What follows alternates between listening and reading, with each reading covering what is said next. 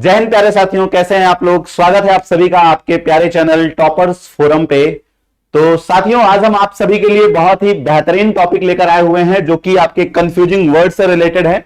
बहुत सारे वर्ड्स ऐसे हैं जिसका प्रोनाउंसिएशन ऑलमोस्ट लगभग सेम होता है, लेकिन उसका मीनिंग बिल्कुल अलग होता है। तो चलिए आज इन सभी वर्ड्स पे हम डिस्कस करेंगे जो कि कंफ्यूजिंग वर्ड्स के नाम से ये आपका टॉपिक है।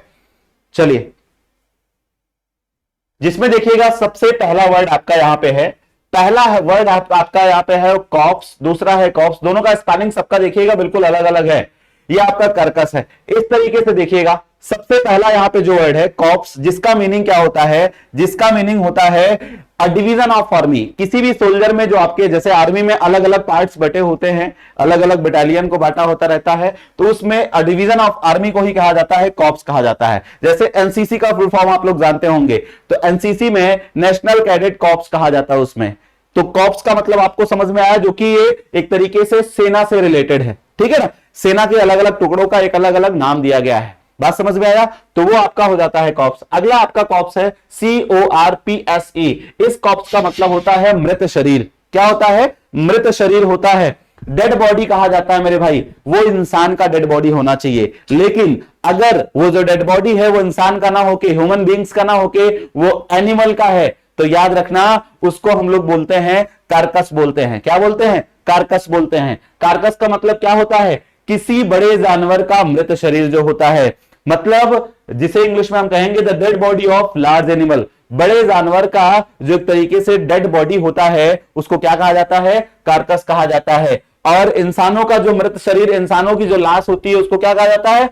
कॉप्स कहा जाता है। बात समझ में आया? इन दोनों का प्रोनाउंसिएशन सेम होता है, लेकिन मीनिंग अलग अलग होता है।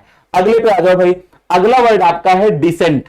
डिसेंट वर्ड, डिसेंट कहा जाता है ना, वो लड़का बहुत ही डिसेंट है। डिसेंट का मतलब होता है बहुत ही सभ्य है, यानी कि उसकी आदतें, उसके संस्कार बहुत ही अच्छे हैं, तो उसको डिसेंट कहा जाता है। तो डिसेंट का मतलब होता है सभ्य, जिसके सिनोनिम हो जाएंगे नाइस पर्सन, नाइस पर्सनालिटी, तो उसको कहा जाता है मेरे भाई ऐसे रिस्पेक्टेबल, यानी कि सम्मानीय व्यक्ति जो होता है भाई, सम्मान उसी का किया जाएगा जिसके संस्कार अच्छे होंगे, जिसके आचरण अच्छे होंगे, जिसके तौर तरीके अच्छे होंगे। बात समझ में आ गया? तो डिसेंट का मतलब होता है सभ्य।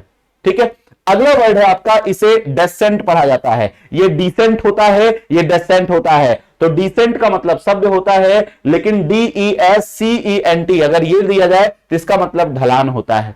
क्या होता है? ढलान होता है। और जैसे कहा जाता है डाउनवर्ड मोशन, डाउनवर्ड मोशन यानी कि बोले तो इस तरीके से आपका रहेगा। इस तरीके से अगर आपका रहता है, अगर इस तरीके से रहता है, तो ढलान एक प्रकार का जो होता है वही आपका क्या कहलाता है? डेसेंट कहलाता है। अगला वर्ड है आपका डिसेंट। क्या होता है? डिसेंट। देखिए, इनका प्रोनाउंसिएशन लगभग सबसे मिलता जुलता है, लेकिन स्पेलिंग सबका, सारा कुछ यहाँ पे खेल जो है स्पेलिंग का खेल है।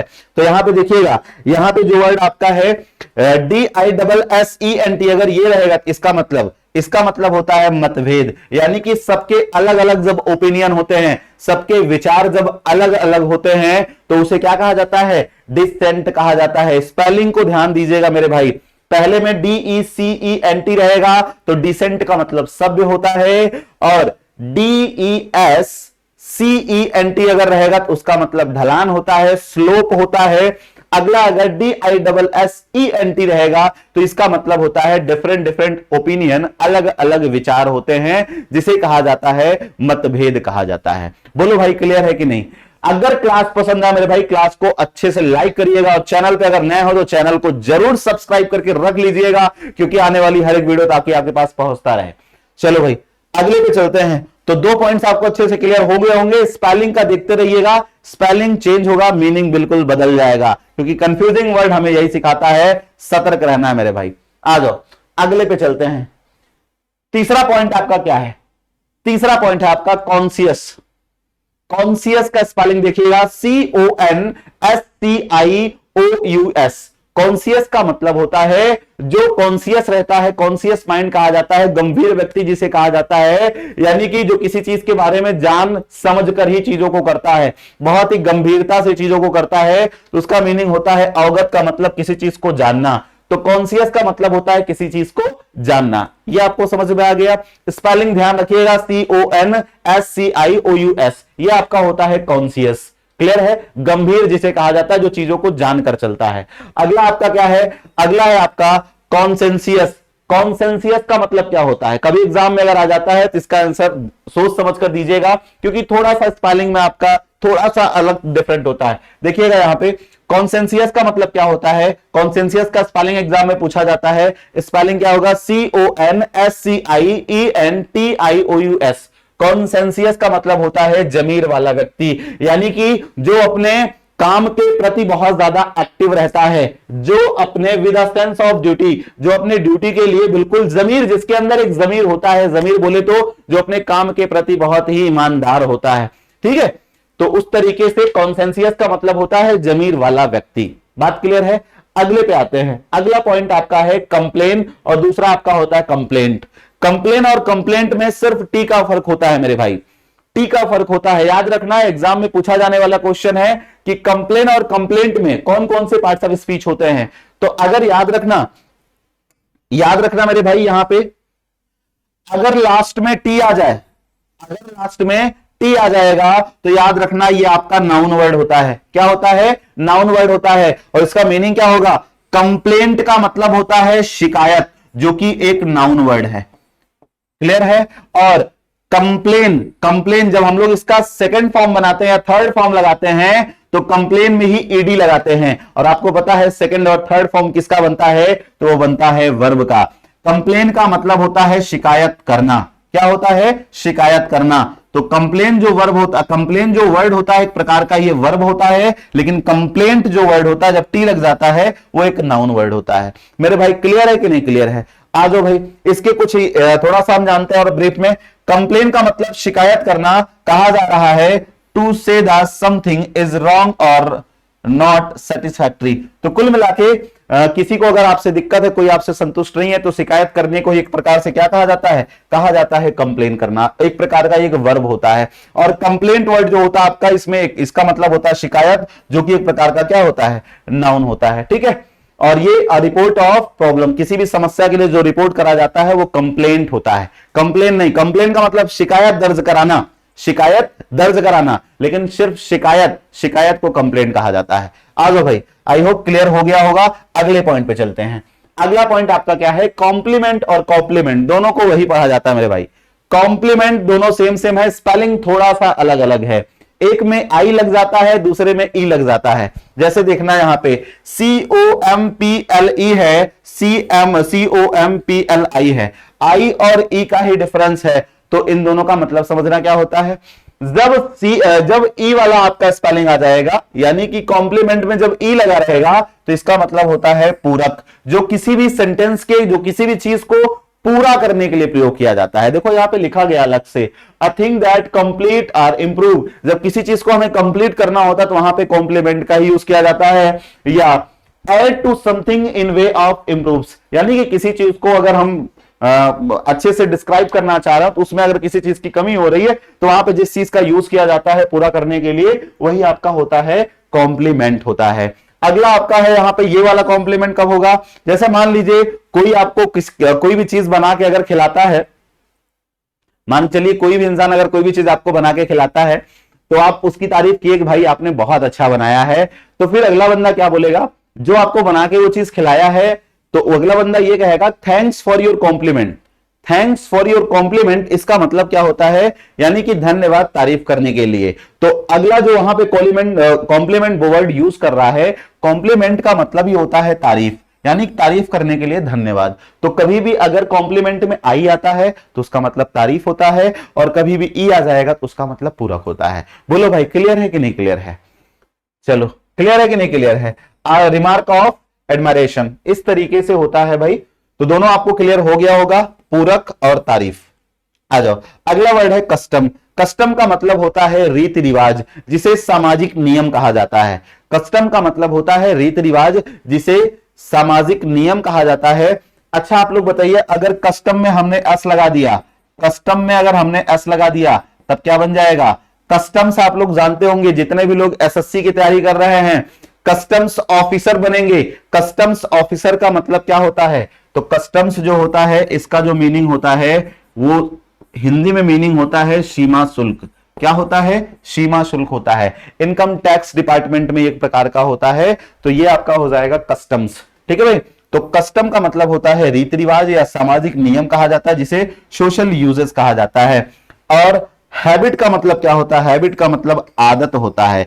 कस्टम का मतलब रीति रिवाज और हैबिट का मतलब आदत, जो पर्सनल यूज के लिए होता है। अगर सोशल यूज के लिए है, उस तरीके से सामाजिक चीजों को अगर हम कर रहे हैं, समाज को देखते हुए कर रहे हैं, तो उसे कस्टम कहा जाएगा। लेकिन जो चीज हमारी आदत लगी है उसे कस्टम ना कह के हम क्या वर्ड कहेंगे? उसे हम लोग कह सकते हैं हैबिट। बोलो भाई, क्लियर है कि नहीं? आ जाओ अगले पॉइंट्स पे चलते हैं। अगला पॉइंट हमारा ड्यूअल। इसको भी पढ़ा जाता है, इससे ड्वेल पढ़ा जाता है। एक ड्यूअल पढ़ा जाता है, दूसरा ड्वेल पढ़ा जाता है। तो पढ़ने में लगभग उसका प्रोनाउंसिएशन लगभग सेम सेम आता है, तो लगता है भाई दोनों लगभग सेम सेम है, लेकिन दोनों का स्पेलिंग और दोनों का एक तरीके से मीनिंग भी दोनों अलग अलग है। आइए जानते हैं कि दोनों की स्पेलिंग क्या है अलग अलग। अगर ड्यूअल आ जाता है तो आप अपने फोन में डुअल सिम रखते हैं, डुअल सिम वहां पे स्पेलिंग कौन सा होता है? वहां पे ये होता है DUAL। जब DUAL रहेगा, डुअल रहेगा, इसका मतलब होता है दोहरा, यानी कि दो, विद 2 पार्ट्स। तो आपके अगर 2 सिम लग पाते हैं तभी आप वहां डुअल बोलते हो। और अगर ये डुअल आ जाता है DUEL, जब कभी भी आ जाता है DUEL, इसका मतलब होता है द्वंद्व युद्ध होता है। थोड़ा सा यहां एरर है, लेकिन इसका मतलब होता है द्वंद्व युद्ध होता है। बात समझ में आया? ऐसा युद्ध, ऐसा युद्ध, ऐसा फाइट जिसमें 2 व्यक्ति के बीच लड़ाई होती है, और किसके यूज से? गन और स्वॉर्ड से, यानी हथियारों का प्रयोग करके जब लड़ाई किया जाता है तो उसे कहा जाता है क्या? ड्यूअल कहा जाता है। क्या कहा जाता है? ड्यूअल कहा जाता है। तो भाई जब कभी भी आप लोग भी मारपीट ऐसे करेंगे और वहां पे हथियारों का प्रयोग करेंगे, तो कहा गया जब कोई भी व्यक्ति आपस में 2 व्यक्ति लड़ाई करते हैं यूजिंग गन और स्वॉर्ड, यानी कि हथियारों का प्रयोग करते हैं, तो ऐसी कंडीशन में उसे ड्वेल कहा जाएगा। लेकिन आप लोग को करना नहीं है। आइए अगले पॉइंट पे। अगला है एक आपका डिफाई। डिफाई आपका एक वर्ड है। डिफाई का मतलब होता है किसी चीज का उल्लंघन करना, किसी चीज का नियम कानून तोड़ना। तो उल्लंघन करने को ही कहा जाता है डिफाई करना। ठीक है ना? ये आपका डिफाई क्या है? ये आपका डिफाई जो आपका है यहां पे, इसका मतलब होता है किसी को ईश्वर बना लेना। इस DEFI का मतलब होता है किसी चीज का उल्लंघन करना, और DEIFI का मतलब होता है किसी को ईश्वर बना देना, किसी को ईश्वर मान लेना। इसीलिए कहा गया to make someone and something a god. किसी को किसी भी चीज को मतलब भगवान की तरह पूजना, उसी को कहा जाता है डिफाई।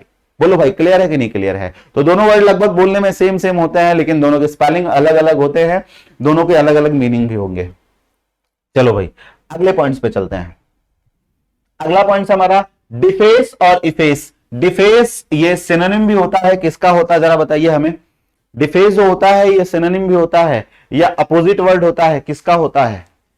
चलो, अगर हम फेस को बहुत अच्छे से बनाएंगे, बहुत अच्छे से अगर फेस को बनाते हैं, मेकअप करते हैं, तो मेकअप करते हैं उसके लिए फेशियल वगैरह यूज किया जाता है। जब फेशियल यूज किया जाता है तो फेस को अच्छे से बनाया जाता है। और अगर उसी चीज को हमने डिफेस कर दिया, डिफेस करने का मतलब होता है उस चीज को हमने बिगाड़ दिया, यानी कि विकृत कर दिया। सीधा समझिएगा, जब फेशियल लगाते हैं तो फेस आपका अच्छा बनता है, लेकिन अगर फेस वर्ड के पहले मैंने डिफेस बोल दिया, डिफेस का मतलब फेस को मैंने बिगाड़ दिया। और बिगाड़ने का मतलब होता है विकृत कर देना, विकृत का मतलब होता है डिसफिगर कर देना। फिगर है तो वो अच्छा है, और डिसफिगर है यानी फिगर वो बिगड़ गया। बात समझ में आया? तो विकृत कर देना या बिगाड़ देना किसी भी चीज को डिफेस कहना कहलाता है। और इफेस, इफेस का मतलब होता है किसी भी चीज को मिटा देना, किसी भी चीज को मिटा देना वो इफेस कहलाता है। बात समझ में आया? जैसे आप लोग वाइपर चला देते हो, मान लीजिए यहां पे पानी गिरा है और यहां पे आपने वाइपर चला दिया, उस चीज को आपने मिटा दिया, तो वाइप आउट को भी कहा जाता है मिटा देना। बोलो भाई, क्लियर है कि नहीं? क्लियर है तो क्लास को शेयर करिएगा, ज्यादा से ज्यादा लोगों के पास क्लास शेयर करिएगा। और पहली क्लास को आप सभी ने इतना प्यार किया, इसके लिए बहुत बहुत धन्यवाद। आइए इस क्लास में भी कंटिन्यू लास्ट तक बने रहिएगा। अगला पॉइंट है आपका डिनाई। डिनाई वर्ड क्या होता है? डिनाई वर्ड आप सभी को मालूम है, जब कभी फोन का नोटिफिकेशन आता है उसमें अलाउ और डिनाई दोनों आते हैं। तो अलाउ अगर करते हो तो यानी कि उस चीज को आप लागू कर देते हो, डिनाई का मतलब उस चीज को आप अस्वीकार कर देते हो, मना कर देते हो। ठीक है? तो डिनाई का मतलब होता है किसी चीज का खंडन कर देना, यानी कि उस चीज को मना कर देना। ठीक है? जो कि होता है डिक्लेयर अनट्रू। मतलब आपने उस चीज को सही नहीं समझा, इसलिए उस चीज को आपने डिनाई कर दिया। डिक्लाइन का मतलब क्या होता है? डिक्लाइन का मतलब भी होता है अस्वीकार करना। डिक्लाइन का मतलब भी क्या होता है? अस्वीकार करना होता है, किसी चीज को मना करना होता है। ठीक है, एक्सेप्ट और डिक्लाइन दोनों एक दूसरे के अपोजिट वर्ड होते हैं। एक्सेप्ट का मतलब स्वीकार करना और डिक्लाइन का मतलब मना करना। यानी कि refuse to accept an offer, किसी भी ऑफर को आपने क्या किया? आपने मना कर दिया, उसको आपने एक्सेप्ट नहीं किया। अगला आ जाना भाई, रिफ्यूज वर्ड आता है। देखना, डिनाई का मतलब भी मैंने क्या बोला? अस्वीकार करना, मना करना। अगला वर्ड है डिक्लाइन, इसका भी मतलब होता है मना करना, इनकार करना। और ऐसे रिफ्यूज वर्ड का भी मतलब होता है मना करना या इनकार करना। ये तीनों एक दूसरे के क्या हैं? सिनोनिम है मेरे भाई। तीनों एक दूसरे के क्या हैं? सिनोनिम है। तो याद रखना इस चीज को। इसका मतलब होता है किसी चीज के लिए मना करना, इनकार कर देना। तो यहां पे लिखा भी गया है, सो अनविलिंगनेस टुवर्ड्स, किसी भी चीज को, जो चीज आपको पसंद नहीं है उसके प्रति आपने उस चीज के लिए इनकार कर दिया, उसी को कहा जाता है। अगला वर्ड है रिफ्यूट। रिफ्यूट का मतलब क्या होता है? खंडन करना, किसी चीज को प्रूफ के साथ उस चीज को खत्म कर देना। जैसे कोई भी चीज हो, कोई भी क्राइम हो, कोई भी कुछ भी, आपके पास कुछ ऐसा एविडेंस लगा हुआ जिस चीज की वजह से आप उस चीज को बिल्कुल कंप्लीटली फिनिश कर सकते हो, उस चीज का खंडन कर सकते हो, तो किसी भी चीज को सबूत के साथ खंडन करने को ही कहा जाता है, एक तरीके से क्या बोलेंगे? रिफ्यूट वर्ड बोलेंगे। बात क्लियर है कि नहीं? चलो भाई, तो इस तरीके से यहां पे आपको चारों वर्ड अच्छे से क्लियर हो गए होंगे। आइए, प्रूव रॉन्ग, किसी चीज को गलत साबित करना। आ जाओ अगले पॉइंट पे चलते हैं। अगला पॉइंट है आपका अप्रेज। अप्रेज का मतलब क्या होता है? अप्रेज का मतलब होता है मूल्यांकन करना। अप्रेज का मतलब क्या होता है? मूल्यांकन करना होता है, किसी चीज का मूल्यांकन करना, यानी assess the quality and value of, यानी कि किसी भी चीज का आप मूल्यांकन करते हो, उस चीज को अप्रेज कहा जाता है। और अप्राइज क्या होता है? अप्राइज होता है किसी चीज को सूचित करना, टू इन्फॉर्म जिसे कहा जाता है, किसी चीज को इन्फॉर्म करना। स्पेलिंग में थोड़ा थोड़ा सा चेंजेस है, एक में अप्रेज है, दूसरे में अप्राइज है। अप्रेज का मतलब होगा मूल्यांकन करना, किसी चीज का आकलन करना या मूल्य लगाना उस चीज का। ठीक है, और अप्राइज का मतलब होता है किसी चीज को सूचित करना एक तरीके से, या इन्फॉर्म करना। टू इन्फॉर्म होता है, वही आपका अप्राइज होता है। अगला एल्यूजन एक वर्ड होता है, दूसरा इल्यूजन होता है। एल्यूजन का मतलब क्या होता है? एल्यूजन का मतलब होता है किसी चीज का रेफरेंस, वो भी क्या? अप्रत्यक्ष रूप से देना। किसी चीज का रेफरेंस दो लेकिन अप्रत्यक्ष रूप से दो, तो आपका क्या कहलाता है? एल्यूजन कहलाता है। ALLUSION। एल्यूजन का मतलब होता है संदर्भ दो, लेकिन कैसे? रेफरेंस दो लेकिन इनडायरेक्टली दो। किसी चीज का रेफरेंस देना चाह रहे हो बट इनडायरेक्टली, तो इनडायरेक्ट रेफरेंस देना ही कहलाता है एल्यूजन। क्या कहलाता है? एल्यूजन कहलाता है। और इल्यूजन का मतलब होता है भ्रम। क्या होता है? भ्रम। तो एल्यूजन, इल्यूजन दोनों को अलग अलग तरीके से पढ़िएगा, और दोनों का मीनिंग भी बिल्कुल अलग अलग होता है। डिसेप्शन का मतलब भी होता है एक तरीके से भ्रम होना आपके अंदर। बात समझ में आया? चलिए अगले कॉन्सेप्ट पे चलते हैं। अगला आपका वर्ड है बिसाइड, और एक है बिसाइड्स। तो आपको पता होना चाहिए बिसाइड और बिसाइड्स में क्या डिफरेंस होता है।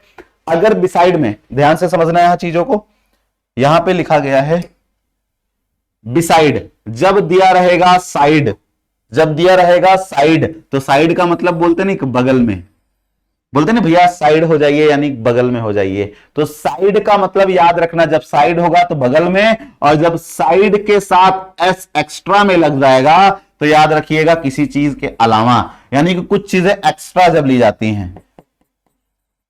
ठीक है, कोई चीज जब एक्स्ट्रा हो तो उसी चीज को बिसाइड्स कहा जाता है। क्या कहा जाता है? बिसाइड्स कहा जाता है। चलो भाई, कलर विजिबल है कि नहीं? तो ये आपका हो जाएगा बिसाइड्स। तो बात समझ में आया? बिसाइड जो होता है इसका मतलब के बगल में होता है, और बिसाइड्स जो होता है इसका मतलब के अलावा होता है। यहां पे देखना, बाय द साइड ऑफ, मैंने बोला ना बगल में इस चीज को कहा जाता है। और ऐसे अपार्ट फ्रॉम, यानी कि कोई चीज एक्स्ट्रा है तो आपका क्या हो जाएगा? वो आपका अपार्ट फ्रॉम हो जाएगा। बोलो क्लियर है कि नहीं क्लियर है? आ जाओ भाई अगले पे आते हैं।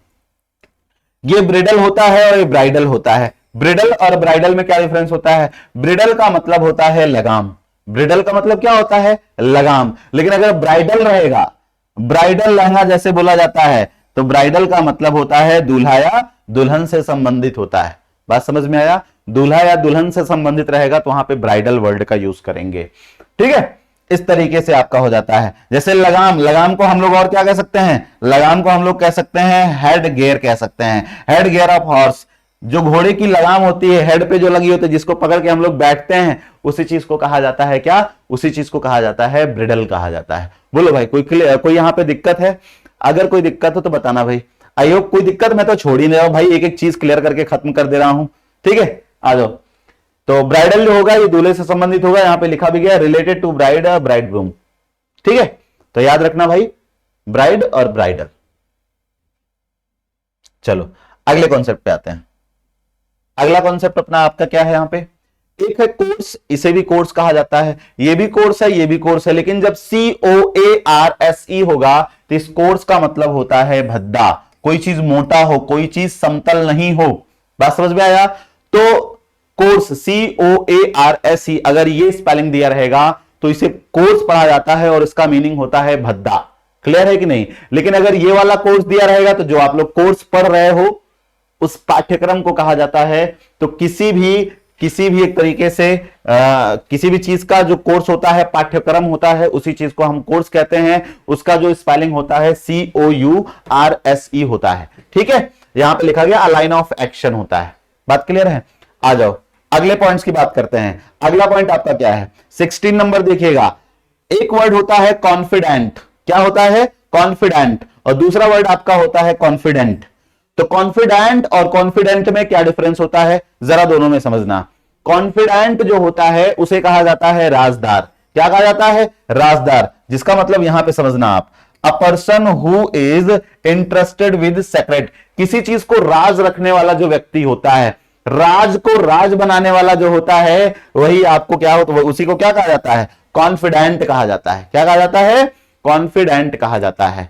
तो कॉन्फिडेंट का मतलब आज के बाद समझना, आत्मविश्वास तो होगा, लेकिन कब? जब DENT लगा रहेगा तब। लेकिन DANT लग गया तो यार वहां पे याद रखना कि रहस्य को रहस्य बनाकर रखने वाला जो व्यक्ति होता है वही आपका कहलाता है कॉन्फिडेंट। और कॉन्फिडेंट का मतलब होता है आत्मविश्वास, यानी कि श्योर एंड सर्टेन। कोई चीज आप श्योर एंड सर्टेन हो, आपको खुद पे कॉन्फिडेंस है, तो वो आपका कहलाता है एक तरीके से क्या?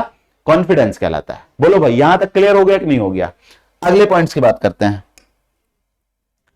अगला पॉइंट से आपका सेंस्योर, और यहां पे है सेंसर।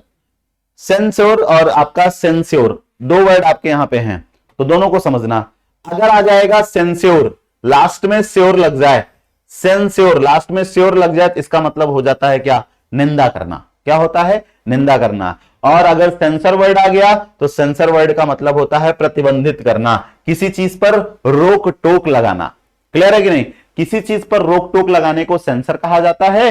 और सेंस्योर का मतलब होता है, जैसे आपने देखा होगा आपके फोन में सेंसर लगा होता है, आपके फोन में सेंसर लगा होता है, यहां से याद कर लेना। जब आप फोन से बात करते हो तो सेंसर काम करता है और आपका स्क्रीन ऑफ हो जाता है। स्क्रीन जब ऑफ हो जाता है तो आप उस पर काम नहीं कर पाते हो। बात समझ गया ना? तो वहां से याद कर लेना, सेंसर का मतलब होता है प्रतिबंधित करना, यानी रोक टोक लगाना। तो आप कोई काम नहीं कर पाते हो अपने फोन पे, वहां से याद कर लेना प्रतिबंधित किया जा रहा है। ठीक है, तो सेंसर का मतलब होता है प्रतिबंधित करना, और सेंस्योर का मतलब होता है निंदा करना। क्या करना?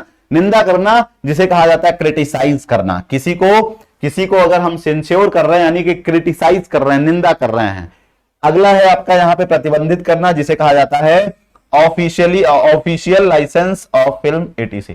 यानी कि याद रखना, यहां पे किसी चीज पे रोक टोक लगाना, वही आपका कहलाता है। चलो भाई, एक मजेदार आपका वर्ड है कैनन। कैनन वर्ड है, कैनन का मतलब क्या होता है? और इसके नाम से, इस ब्रांड से आपका देखते होंगे प्रिंटर वगैरह भी आता है, कैनन का एक प्रिंटर आता है। तो समझना, किसी भी कंपनी का अगर नाम रखा जाता है तो कोई ना कोई इसके पीछे रीजन होता है। बात समझ में आया? जैसे टॉपर्स फोरम अगर यहां पे नाम रखा गया तो उसका कुछ ना कुछ रीजन है। चलो बताओ, फोरम वर्ड किसके लिए यूज किया जाता है? आप सब बताइए कमेंट बॉक्स में, फोरम वर्ड किसके लिए यूज किया जाता है? ये आपसे क्वेश्चन है भाई, फोरम वर्ड किसके लिए यूज किया जाता है? और एक ग्रुपिंग वर्ड है ये एक प्रकार का, जो ये फोरम वर्ड है, ग्रुपिंग वर्ड होता है। लेकिन इसका जवाब कमेंट बॉक्स में इंतजार रहेगा, सबसे पहले कौन आंसर करता है इस चीज का। आ जाओ भाई, तो यहां पे सीखो। कैनन का मतलब जो होता है, कैनन का मतलब होता है नियम, यानी कि रूल वाइज चीजों को चलाता हो। तो कैनन प्रिंटर जो होता है लगातार आपके वन बाई वन आपके प्रिंट्स को निकालते चला जाता है, वहां से याद कर लेना। जो बिल्कुल रूल वाइज चलता हो, रूल वाइज आपका निकलता हो, तो कैनन का मतलब होता है नियम, किसी चीज का रूल आना। कैनन में अगर आपका डबल एन हो गया, डबल एन हो गया तो समझ जाना उस कैनन का मतलब होता है तोफ। क्या होता है? तोप होता है। और तोप होगा जो, जिसे क्या कहा जाता है? A powerful gun fix two wheel, जो चक्के की मदद से जो गन चलाया जाता है, यानी कि आप देखते ही होंगे कैसे बनता है आपका एक तरीके से वो तोप जो बनता है, ऐसे ही तो बनाते हो आप लोग, नीचे यहां पे वो लगा रहता है और इसी पे ऐसे टंगा होता है, ये आपका तोप होता है। तो यानी कि ऐसा कोई पावरफुल गन जो फिक्स किया गया हो, किसके दम पे? व्हील के दम पे, यानी कि देखिए नीचे चक्के लगे होते हैं, तो एक स्थान से दूसरे स्थान पे भी ये जा सकता है, बिल्कुल एक कार की तरह बना दिया जाता है इसको, तो उसे क्या कहा जाता है? कैनन कहा जाता है। बोलो भाई, क्लियर है कि नहीं क्लियर है? आ जाओ अगले, और आई थिंक आज का ये लास्ट होगा।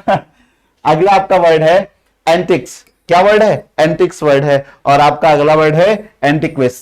समझ रहे हैं यहाँ पे एंटिक्स वर्ड क्या आता है? एंटिक्स का मतलब होता है, एंटिक्स का मतलब होता है हंसने के लिए की गई कोई हरकत। जैसे मैं आपके सामने कोई हरकत करूं जिससे आप लोग स्माइल करना स्टार्ट कर दो, तो वैसी की गई हरकत को ही कहा जाता है एंटिक्स कहा जाता है। क्या कहा जाता है?